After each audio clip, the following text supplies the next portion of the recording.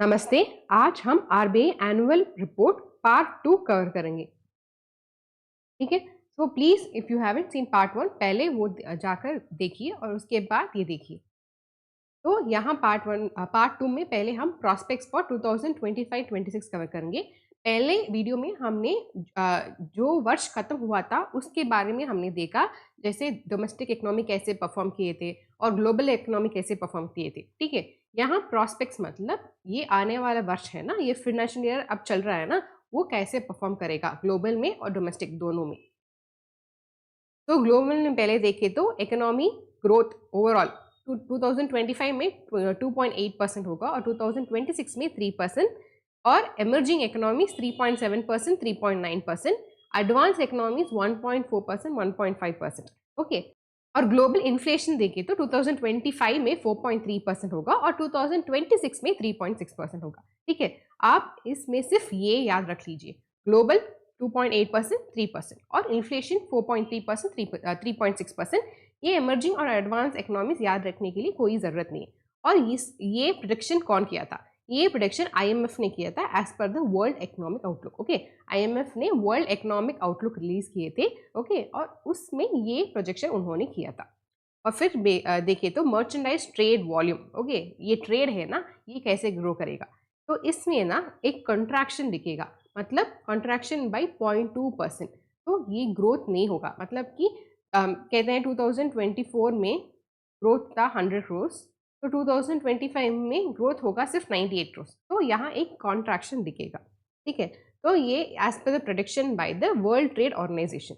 World trade organization global trade outlook and statistics उन्होंने release किया है और इसमें उन्होंने ये प्रोजेक्शन किया है। ओके। तो इसमें आप ये याद रखना चाहिए, दिस आईएमएफ, ये वर्ल्ड इकोनॉमिक आउटलुक कौन रिलीज करता है, तो आपको याद होना चाहिए कि ये आईएमएफ रिलीज करता है। Okay. And second point is world trade organization releases global trade outlook and statistics और इसका projection contraction by 0.2% in 2025। Next हम डोमेस्टिक इकोनॉमी इंडिया के बारे में पढ़ेंगे। तो जीडीपी प्रोजेक्शन है 2025-26 में 6.5% और इन्फ्लेशन प्रोजेक्शन है 4%। ओके। तो उन्होंने encourage capital spending. Capex spending का मतलब है कि कैपिटल एक्सपेंडिचर। कैपिटल एक्सपेंडिचर क्या क्या होता है? जब भी आप मशीनरी खरीदते हैं ना, वो एक कैपेक्स होता है। इंफ्रास्ट्रक्चर में पैसे डालते हैं तो वो एक कैपेक्स स्पेंडिंग होता है। तो उसको एनकरेज करने के लिए गवर्नमेंट ने फाइनेंशियल असिस्टेंस स्कीम एक चालू किया है। तो वहाँ 1.5 लाख करोड़ अलोकेट होगा सिर्फ ये कैपेक्स स्पेंडिंग के लिए। Okay. Please remember this, government financial assistance scheme 1.5 lakh crore सिर्फ ये कैपेक्स स्पेंडिंग के लिए अलोकेट होगा। नेक्स्ट हम हर एक सेक्टर के बारे में देखेंगे। पहला एग्रीकल्चर सेक्टर। तो यहाँ ना हम में सिर्फ जो भी योजना या स्कीम्स मेंशन हुआ है एनुअल रिपोर्ट में, उसका नाम यहाँ लिखा है। ओके। सो यूनियन बजट में ये सारे स्कीम्स मेंशन हुआ है और रिपोर्ट में ये सारे schemes. Okay. In union budget few schemes like prime minister धन धान्य कृषि योजना, मिशन फॉर आत्मनिर्भर impulses, national mission on high yielding seeds, Mission for Cotton Productivity, and MIS scheme, the limit has been increased from 3 lakhs to 5 lakhs, cover 1 crore farmers under the National Mission on Natural Farming। तो ये सारी schemes आपको याद होना चाहिए from top to bottom. जो भी details हैं इस स्कीम में आपको पढ़ लेना चाहिए। Okay. I can not cover each and every scheme here. तो ये स्कीम, हर एक स्कीम मैं यहाँ कवर नहीं कर पाऊंगी क्योंकि ये वीडियो नेवर एंडिंग हो जाएगा। ओके। इसलिए मैं नहीं कर पाऊंगी। इसलिए जो भी स्कीम्स या योजना एनुअल रिपोर्ट में मेंशन हुआ है वो सारा नाम मैं यहाँ मेंशन कर दूंगी। तो आपको ये इंश्योर करना है कि आप ये सारे योजना आपको मालूम है तो वेल एंड गुड, नहीं मालूम है तो आपको जाकर पढ़ना चाहिए। ठीक है। Please do not miss even one scheme. एक भी स्कीम या एक भी योजना प्लीज मत छोड़िए। बहुत बहुत इंपॉर्टेंट है। जो भी योजना और स्कीम एनुअल रिपोर्ट में मेंशन हुआ है, आपको सारे योजना आपको याद होना चाहिए। It is a must.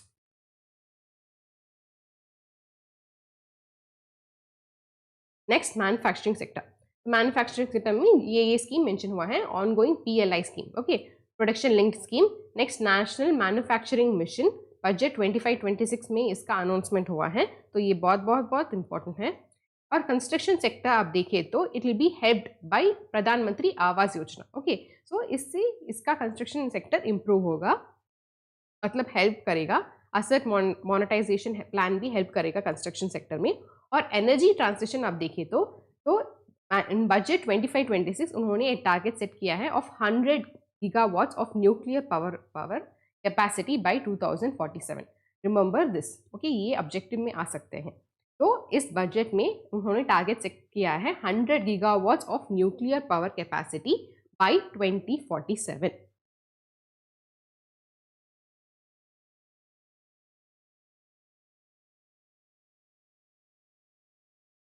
Next energy transition देखें तो permitting states an additional borrowing limit of 0.5% of the gross state domestic product for improving distribution and transmission infrastructure. Okay, extra अब देखिए तो स्टेट्स बोरो कर सकते हैं सेंट्रल से, ओके, और एक्स्ट्रा 0.5% बोरो कर सकते हैं, और वो किसके लिए उपयोग होगा?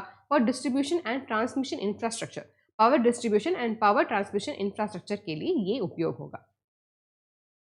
नेक्स्ट अबाउट पीएम सूर्यघर मुफ्त बिजली योजना, सोलर पैनल्स इंस्टॉल करना अराउंड 1 करोड़ हाउसेस, ये है इस योजना के बारे में। नेक्स्ट अब देखिए तो मॉनेटरी पॉलिसी कमेटी, तो अप्रैल में एक 25 बेसिस रेट कट हुआ है, change the stand from neutral to accommodative and also to keep system liquidity adequate. Okay, ये हमने सारे ऑलरेडी कवर कर चुके हैं। तो मॉनेटरी पॉलिसी कमेटी अप्रैल में हुआ, अब ऑलरेडी एक मॉनेटरी पॉलिसी कमेटी खत्म हो चुका है। तो इस मॉनेटरी पॉलिसी कमेटी में आप देखिए तो the latest one that is जून में हुआ था ना, तो उन्होंने वहाँ 50 बेसिस पॉइंट कट हो चुका है। तो ओवरऑल अब देखिए तो 100 बेसिस पॉइंट कट हो चुका है। अप्रैल में 25 और अब 50, और पहले ही 25 कट हो चुका है, तो ओवरऑल 100 बेसिस पॉइंट कट हो चुका है। और अब देखिए तो एनुअल रिपोर्ट में मेंशन हुआ कि अप्रैल मॉनेटरी पॉलिसी कमेटी में उन्होंने स्टैंड्स चेंज किए हैं फ्रॉम न्यूट्रल टू अकोमोडेटिव।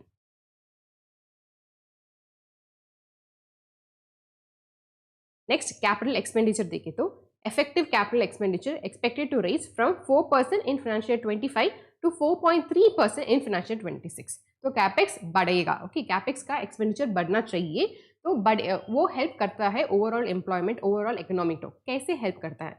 मानते हैं कि हम एक फॉर एग्जाम्पल मानते हैं there is a city A, okay, और उसके बाजू में ही एक C, okay, there is a C है लोकेटेड। तो यहाँ पोर्ट इंफ्रास्ट्रक्चर बिल्ड करने से ना ये एक्सपोर्ट्स बढ़ेगा, या ये फिश एक्सपोर्ट, प्रॉन एक्सपोर्ट, ये सब बढ़ेगा ना। तो ये सब हेल्प होगा सिटी ए के लिए, और ओवरऑल हेल्प होगा इंडिया के लिए। तो इंफ्रास्ट्रक्चर क्रिएट करने से ना बहुत एम्प्लॉयमेंट अपॉर्चुनिटी आता है, एक्सपोर्ट अपॉर्चुनिटी, इंपोर्ट अपॉर्चुनिटी। और जहाँ इंफ्रास्ट्रक्चर है ना, वो एफटीआई को भी अट्रैक्ट करता है। जहाँ ऑलरेडी रोड्स हैं, प्रॉपर इलेक्ट्रिसिटी है, ये सब है ना, तो एफडीआई इंटरेस्ट होता है कि हाँ, हम यहाँ एक कंपनी शुरू कर सकते हैं, यहाँ हम मैन्युफैक्चर कंपनी शुरू कर सकते हैं। तो मैन्युफैक्चरिंग कंपनी शुरू होने से क्या उपयोग होगा? बहुत सारे लोगों के लिए एम्प्लॉयमेंट अपॉर्चुनिटीज भी मिलेगा। तो capex spending is very very important. Capex में आप 1x स्पेंड करेंगे तो जीडीपी 10 to 15x ग्रो करेगा, इसीलिए कैपेक्स स्पेंडिंग बहुत बहुत इंपॉर्टेंट है। और लास्ट ईयर 4% एक्सपेंस हुआ था, और अब एक्सपेक्ट हो रहा है कि 4.3% होगा expense. Next gross physical deficit देखिए तो पहले ये ग्रॉस फिजिकल डेफिसिट क्या है? ये होता है जब एक्सपेंसेस ज़्यादा होते हैं इनकम से, तो हमें बोरो करना होता है ना, तो आपको खर्चा करना है, तो खर्चा का पैसा कहाँ से आएगा? बोरो करने से। तो वो एक फिक्स करते हैं गवर्नमेंट, क्योंकि हम अनलिमिटेड बोरोइंग नहीं करना चाहिए, वो it is not good for the health of the economy, right. तो एक लिमिट होना चाहिए, वो है ग्रॉस फिजिकल डेफिसिट। ओके, तो ये ग्रॉस फिजिकल डेफिसिट हर बजट में एक लिमिट फिक्स करते हैं गवर्नमेंट, फिनांस मिनिस्ट्री एक लिमिट फिक्स करते हैं। तो पहले देखे तो 2025 फाइनेंशियल ईयर में रिवाइज एस्टिमेट, ओके, ये बजट एस्टिमेट नहीं है, रिवाइज एस्टिमेट, तो वो रिवाइज एस्टिमेट था 4.7%, और अब फाइनेंशियल ईयर 26 बजट एस्टिमेट है 4.4%। तो पहले पिछला वर्ष से यहाँ एस्टिमेशन, यहाँ टारगेट कम हो चुका है। और similarly consolidated state gross physical deficit, जैसे कंट्री के लिए फिजिकल डेफिसिट होता है, स्टेट के लिए भी फिजिकल डेफिसिट होता है यहाँ, क्योंकि स्टेट का एक्सपेंस भी ज़्यादा हो सकते हैं उनके इनकम से ज़्यादा, तो तब उनको बोरो करना चाहिए, तो वो बोरोइंग के लिए लिमिट फिक्स करना चाहिए। तो कंसोलिडेटेड मतलब ओवरऑल एवरेज स्टेट, बहुत सारे स्टेट्स होते हैं है ना इंडिया में, तो overall average state gross physical deficit होना चाहिए 3.3% of the GDP. Remember 3.3% of the GDP, ये है स्टेट ग्रॉस फिजिकल डेफिसिट, और ओवरऑल कंट्री का ग्रॉस फिजिकल डेफिसिट टारगेट है 4.4%। ये आपको जरूर याद रखना चाहिए, okay, very very important. Next current account deficit, current account deficit का मतलब है कि हम एक्सपोर्ट्स इम्पोर्ट्स कितना पैसा अंडर इंडिया को आ रहा है, कितना पैसा बाहर जा रहा है, मतलब कि इनवर्ड रेमिटेंस कितना आ रहा है, आउटवर्ड रेमिटेंस कितना जा रहा है, ये सब देकर ही करंट अकाउंट डेफिसिट होगा। Okay, if more money comes into India then more money goes outside India, तो ये करंट अकाउंट डेफिसिट नहीं होगा, करंट अकाउंट पॉजिटिव सरप्लस में होगा। ओके, ज्यादा मनी मानते हैं कि इंडिया में 100 करोड़ आ रहा है, ओके, किसी भी फॉर्म में, एफडीआई फॉर्म में, एफपीआई फॉर्म में, या इनवर्ड रेमिटेंस के फॉर्म में, और बाहर जा रहा है 90 करोड़, तो यहाँ कितना है करंट अकाउंट, यहाँ सरप्लस है, 10 करोड़ सरप्लस है। दूसरा सिनारियो देखते हैं। ओके, अंदर आ रहा है 90 करोड़, ओके, इंडिया के अंदर आ रहा है 90 करोड़ और बाहर जा रहा है 100 करोड़, इंडिया के बाहर जा रहा है 100 करोड़, तो यहाँ एक डेफिसिट है, तो करंट अकाउंट डेफिसिट है 10 करोड़। ठीक है, हम करंट अकाउंट डेफिसिट में ही हैं, लेकिन बहुत सारे फैक्टर्स हमें सपोर्ट करता है हमारे करंट अकाउंट डेफिसिट मिनिमम करने के लिए। ओके, और मिनिमाइज करने के लिए बहुत सारे फैक्टर्स सपोर्ट करते हैं, जैसे स्ट्रॉन्ग सर्विस। ओके, हमारा सर्विस एक्सपोर्ट बहुत स्ट्रांग है। इनवर्ड रेमिटेंस, बहुत सारे लोग बाहर से इंडिया को पैसे बेच रहे हैं।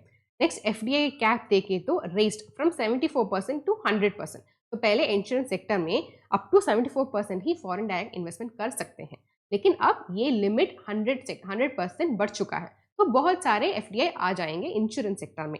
Next, Indian sovereign bonds in global bond indexes, तो ग्लोबल बॉन्ड इंडेक्स में इंडियन सॉवरेन बॉन्ड लिस्ट हुआ है, तो ये लिस्ट होने से हमें क्या उपयोग है, ओके, हमें क्या बेनिफिट है या एडवांटेज है।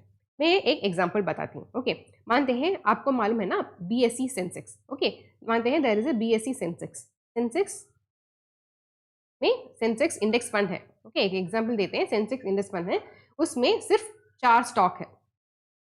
ओके, एक इंडेक्स फंड एग्जांपल में बोल रही हूँ। ओके, एक इंडेक्स फंड है, तो उस फंड में 4 स्टॉक है, मतलब है कि वो फंड वो 4 स्टॉक में पैसा डालेगा, तो A B C D, index fund का 4 स्टॉक। ओके, तो मानते हैं एक पर्सन एक्स ने इस इंडेक्स फंड में 100 रुपए डाला है, तो ये 100 रुपये it's A B C D का प्रोपोर्शन है 25%, 25%, 25%, 25%, ऑल हैज इक्वल प्रोपोर्शन।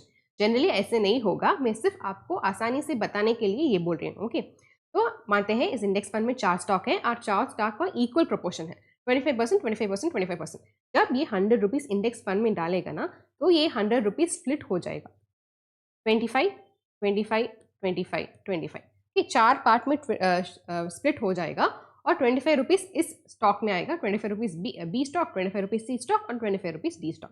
तो यहाँ तो डायरेक्टली उन्होंने स्टॉक में नहीं डाल रहे हैं, लेकिन फंड में डाल रहे हैं और उस फंड से स्टॉक में इन्वेस्ट कर रहे हैं। ठीक है, ऐसे ही हो रहा है इंडेक्स फंड में। तो यहाँ देखेंगे Indian sovereign bond in global bond indexes, तो यहाँ एक ग्लोबल बॉन्ड इंडेक्स है, तो यहाँ बहुत सारे कंट्री की बॉन्ड्स होंगे।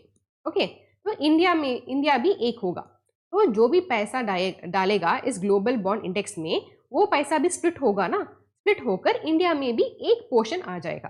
तो यहाँ से क्या हमें मिलता है, यहाँ से हमें फॉरेन इनफ्लोस मिलता है। ओके, तो हम Indian sovereign bonds global bond indexes में लिस्ट होने से हमें फॉरेन इनफ्लोस मिलता है। This is what is helping. This all factors will help in minimize the current account deficit. I hope you have understood. This is a very important point. आपको I know Indian sovereign bonds list हो चुका है global bond index में, आप बहुत सारे लोग जानते हैं। तो इससे क्या फायदा होता है, इस और करंट अकाउंट डेफिसिट में क्या कनेक्शन होता है, आपको याद होना चाहिए। नेक्स्ट है इकोनॉमिक रिव्यू। ओके, तो पार्ट 1 में टू थिंग्स, एक है assessment of the previous financial year, next है प्रॉस्पेक्ट्स, और उसके नेक्स्ट पार्ट है इकोनॉमिक रिव्यू। ओके, पार्ट 1 में ही 2 पार्ट्स हैं, पहला है असेसमेंट ऑन प्रॉस्पेक्ट्स, दूसरा है नाउ है इकोनॉमिक रिव्यू। तो हम इकोनॉमिक रिव्यू देखेंगे। तो पहले आप देखें तो real economy. Okay, economic review में बहुत सारे पार्ट्स हैं, पहला है बहुत सारे कैटेगरीज हैं, पहला है रियल इकोनॉमी। तो आप देखें तो pandemic induced fiscal policy measures, the global public debt to GDP ratio expected to reach 100% by 2030. This is as per the World Economic Outlook released by the IMF. Very important. जितना भी हम produce कर रहे हैं उतना हम depth लेंगे। ये ग्लोबल, इंडिया के बारे में नहीं बोल रही हूँ, ये global public depth to GDP ratio expected to reach 100% by 2030। ये मेन रीजन है पैंडेमिक इंड्यूस फिजिकल पॉलिसी। तो पैंडेमिक ने बहुत सारे लोगों को कष्ट दिया है, बहुत सारे कंट्री को भी कष्ट दिया है। तो फिजिकल पॉलिसी मेजर्स को इम्प्रूव करना, बहुत सारे वेलफेयर स्कीम्स करना, उसके लिए पैसा चाहिए ना। तो उसके लिए पैसा चाहिए तो कंट्री कहाँ से ये पैसा मिलेगा, ये बोरो करेगा, वो ही है डेप्थ। तो 2030 में बोल रहे हैं कि बहुत सारे लोग फिजिकल पॉलिसी मेजर्स को ईज करते हैं क्योंकि बहुत सारे वेलफेयर एक्टिविटीज करने के लिए। तो ये डेप्थ टू जीडीपी रेशियो हो जाएगा 100%, विच इज क्वाइट अलार्मिंग। तो नेक्स्ट आप देखिए तो एग्रीगेट डिमांड। ओके, आप डिमांड ना जीडीपी टर्म्स में आप मेजर करेंगे, सप्लाई आप GVA. Okay, remember aggregate demand is from GDP term, aggregate supply measure करना है तो हम GVA, gross value added, GDP gross domestic product. तो आप जीडीपी देखें तो हम मालूम है ना 2024-25 में 6.5% ग्रो हुआ था, और आप देखें तो टोटल कंजप्शन एक्सपेंडिचर था 7.1%। So it has grown from 5.9 to 7.1%, very good. Gross capital formation, तो ये कैपेक्स स्पेंडिंग, तो ये देखे तो ये थोड़ा कम हुआ है। Okay, it has come down till two 5.8% from 7.3%। Next exports देखे तो एक्सपोर्ट का ग्रोथ हुआ है 7.1%, लेकिन इम्पोर्ट्स हुआ है कम। ओके, इम्पोर्ट्स भी देखे तो इट हैज गॉन डाउन, मतलब कि मानते हैं कि 2023-24 में हमने 100 करोड़ इंपोर्ट किए हैं, तो 2024-25 में हमने 95 करोड़ इंपोर्ट किए हैं। Okay, so the imports have come down but exports they have grown by 7.1%, which is very good. Okay, आपको ये याद रख लेना चाहिए। टोटल कंजप्शन देखिए तो 7.1% it has grown, okay, compare to the previous year. उसमें कंजप्शन भी प्राइवेट का कंजप्शन बहुत ज़्यादा है देन गवर्नमेंट का कंजप्शन। प्राइवेट कंजप्शन मतलब आप में या प्राइवेट कंपनीज, ये सब प्राइवेट कंजप्शन है। Okay, so private consumption expenditure ज़्यादा है देन गवर्नमेंट। और ग्रॉस कैपिटल फॉर्मेशन में आप देखें तो 5.8% ग्रोथ हुआ है, लेकिन पिछले साल से ग्रोथ देखें तो कम है। ओके, नेक्स्ट एक्सपोर्ट्स देखें तो एक्सपोर्ट्स ग्रो हुआ है 7%, लेकिन इनपुट्स का डिसलरेशन मतलब ग्रोथ नहीं हुआ है, -1.1% हुआ है। ओके, इसका प्लीज इसमें ना मोर देन नंबर्स आपको ट्रेंड याद रख लेना चाहिए। ओके, एक्सपोर्ट का ट्रेंड, इंपोर्ट का ट्रेंड, ये सब आपको याद रख लेना चाहिए। कंजप्शन एक्सपेंडिचर तो प्राइवेट का बहुत ज़्यादा है कंपेयर टू दी गवर्नमेंट, तो इस ट्रेंड प्लीज आपको याद रख लेना चाहिए। नेक्स्ट है real gross value added. Okay, अब ग्रॉस वैल्यू एडेड में देखें तो एग्रीकल्चर का ग्रोथ है 4.6%, it is very good compare to the previous just 2.7%, लेकिन इंडस्ट्री का ग्रोथ कम हुआ है, सिर्फ 4.3% है। और सर्विसेज देखें तो 7.5% है, वो भी पिछले साल से कंपेयर करें तो कम हुआ है। तो ग्रॉस वैल्यू देखें तो 6.4%, ओके, जीडीपी 6.5% और ग्रॉस वैल्यू 6.4%, और इसमें मैक्सिमम है services 7.5%, followed by agriculture, followed by industry only. So agriculture has overtaken industry in the 2024-25 in terms of gross value added. Okay, so first है services, वो है 7.5%, followed by agriculture 4.6%, followed by industry, फिर ही industry का growth हुआ है।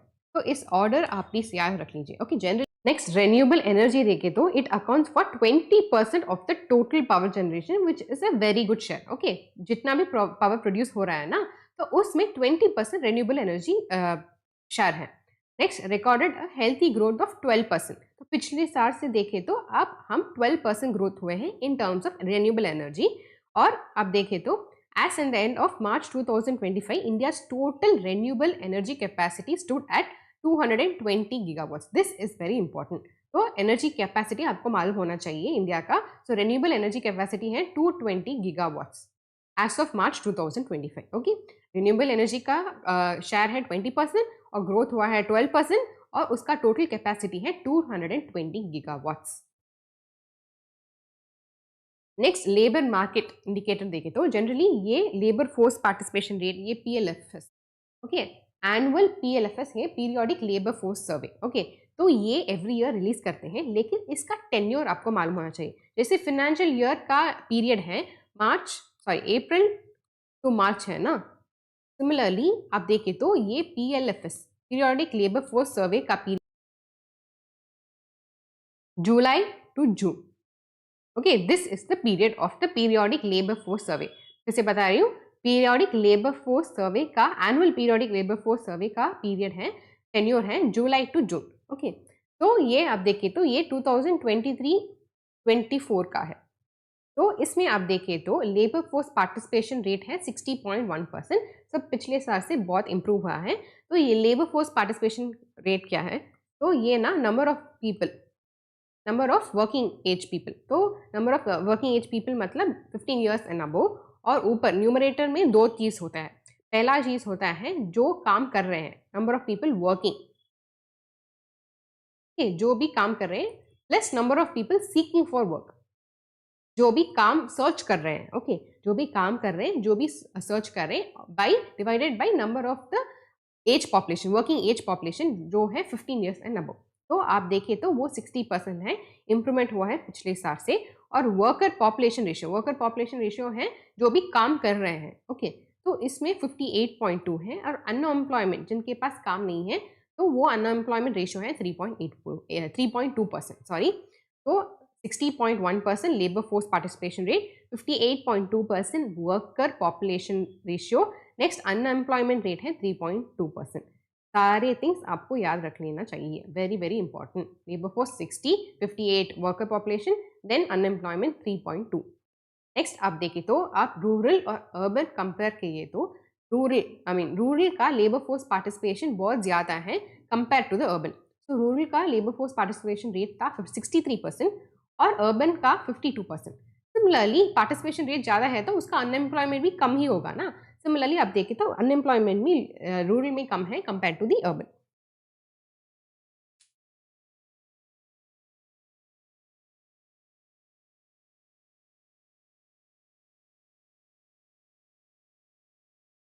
Urban का unemployment है 5.1 और रूरल का अनएम्प्लॉयमेंट है 2.5। ओके, प्लीज इसमें आप ट्रेंड याद रख लीजिए। If you can remember the numbers well and good, नहीं तो एटलीस्ट आप मिनिमम इसका ट्रेंड। ओके, रूरल का एम्प्लॉयमेंट है ज्यादा और इसलिए उसका अनएम्प्लॉयमेंट भी कम है compare to the urban.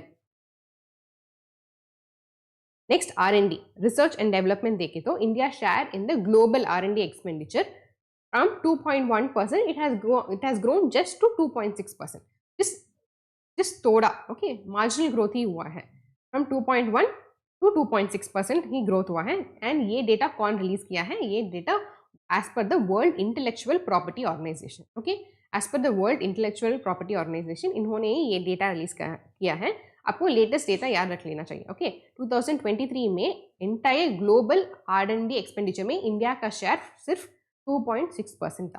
Please remember this.